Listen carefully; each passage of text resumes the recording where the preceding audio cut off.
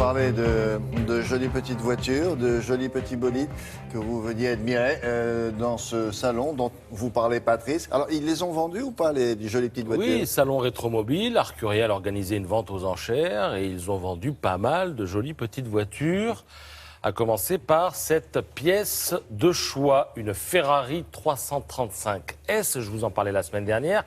Elle a remporté le championnat du monde des marques en 1957, cette voiture. Alors je vous disais qu'elle était évaluée entre 28 et 32 millions d'euros la semaine dernière. Eh bien, elle est partie à 32 millions 75 200 euros. 75 200, c'est juste pour les frais. Voilà. De dossier. On est parti de 32 20. millions d'euros, elle est décapotable, elle est comme ça. Elle est tout ce que vous voulez à ce prix-là. Il y avait deux acheteurs dans la salle, l'un au téléphone, l'autre dans la salle, et finalement c'est celui qui était dans la salle qui l'a emporté, et la Ferrari va quitter l'Europe et rejoindre une grande collection new-yorkaise. L'inspecteur de Bercy lui a demandé ses coordonnées en sortant. Comment ça va? Je suis inspecteur à Bercy, voilà. Alors 32 millions, c'est le record du monde en euros.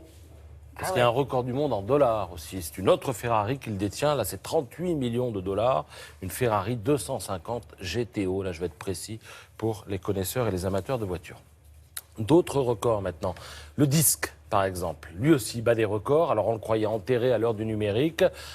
Dans les années 80, on nous avait vendu le CD, vous savez, comme indestructible. Puis on s'aperçoit qu'il n'est pas du tout indestructible. Résultat, le 33 tours revient à la mode. 33 tours qui a été lancé, nous rappelle ce matin le Figaro, en 1948. Et il est aujourd'hui totalement réhabilité. Le 33, mais aussi le 45 tours, nous apprend le Figaro dans le dossier ce matin. Regardez cette pochette. C'est un 45 tours de Jean-Michel Jarre, son premier, intitulé « La cage Eros Machine ». Vous savez, il est estimé à 350 euros. Quand même, pour un 45 tours.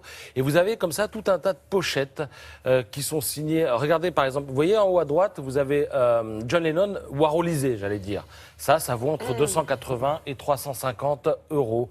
C'est l'album Men Love Avenue. On s'aperçoit que Bernard Buffet, Kessering, en bas à droite. Banksy, qui est le pape du street art, ils ont illustré des pochettes dans les années 60 et 70. Et aujourd'hui, ces pochettes valent non pas une fortune, mais de petites fortunes. Et puis, on nous dit dans le Figaro ce matin que les collections se font en ce moment et la première grande vente de disques aura lieu très bientôt, dans 2 jours, salle Favart à Paris. Qu'est-ce qui est le plus important? C'est le disque qui est à l'intérieur ou c'est la pochette? Je crois que l'un sans l'autre ne vaut plus rien. Donc effectivement, le disque, il est important parce que l'objet revient à la mode. Le vinyle a de plus en plus de succès. C'est pas forcément un bon disque d'ailleurs, peu importe. Oui, enfin en même temps, là, on n'a pas vu que des tocards. Et puis les pochettes, effectivement, si elles ont été warholisées, customisées par un grand artiste, effectivement, elles valent leur pesant de cacahuètes, comme on dit. Je crois qu'on n'a plus de temps, donc... Pourquoi si on en a, je peux. Pourquoi c'est la victime permanente, Patrice? Si, je peux vous dire, j'étais là la semaine dernière. Chaque fois, ça tombait sur lui. J'ai beaucoup souffert la semaine dernière. Oui, il a beaucoup souffert. Une petite pour allez, dans le supplément de l'Obs, vous avez, on nous parle de design et de ces architectes jeunes, brillants, mais ils ont un défaut, ils sont français. Vous connaissez le proverbe anglais, l'herbe est toujours plus verte dans le jardin du voisin. Donc on ne fait pas confiance à ces architectes français. Alors qu'est-ce qu'ils font? Ils s'exportent. Ils sont jeunes et ça nous donne ce dossier archi mal aimés, qui sont par ailleurs archi aimés à l'étranger. Alors regardez, ils demandent pourquoi en France on connaît à peine ces jeunes archis dont hors de nos frontières on s'arrache le talent. Et vous allez voir quel talent. L'agence AW2 par exemple, elle fait 80% de son chiffre d'affaires à l'étranger. Elle a fait ce lycée, c'est le lycée d'Amman, capitale de la Jordanie. Vous avez d'autres exemples d'agences, on va les voir défiler. Vous avez une agence qui a fait ce musée à Rabat.